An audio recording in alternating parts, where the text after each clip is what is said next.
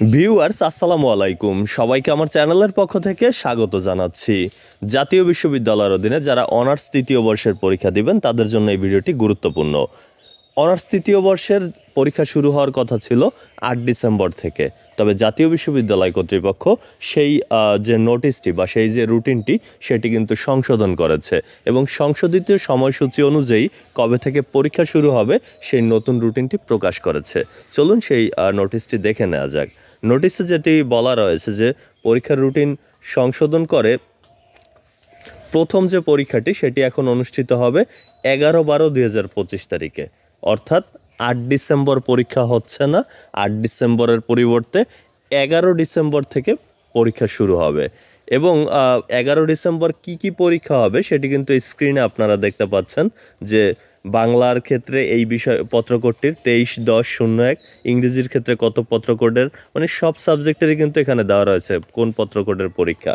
এর পরের পরীক্ষাটি অনুষ্ঠিত হবে 30 ডিসেম্বর, অর্থাৎ 11 ডিসেম্বরের পর 30 ডিসেম্বর 19 দিন পর পরবর্তী পরীক্ষা, কারণ ওই সময়টাতে শীতকালীন অবকাশ থাকবে, যে কারণে পরীক্ষা নেই, কারণ কলেজগুলো ওই সময় বন্ধ থাকে।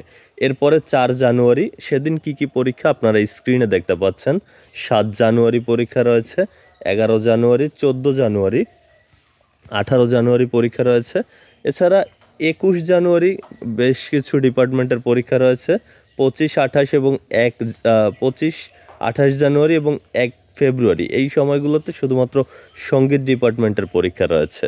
তো আপনারা যে কাজটি করবেন, এখান থেকে স্ক্রিনশট দিয়ে রাখতে পারেন এই নতুন রুটিনটি, এবং এই অনুযায়ী আপনারা পরীক্ষায় অংশগ্রহণ করবেন। আর অথবা যদি পিডিএফ ফাইলটি পেতে চান এই নোটিশের বা এই রুটিনটির, সেক্ষেত্রে ভিডিওর ডিসক্রিপশন বক্সে দেওয়া রয়েছে পিডিএফের লিঙ্ক, সেখান থেকে আপনি কিন্তু চাইলে পিডিএফটি ডাউনলোড করেও নিতে পারেন এই রুটিন সংক্রান্ত।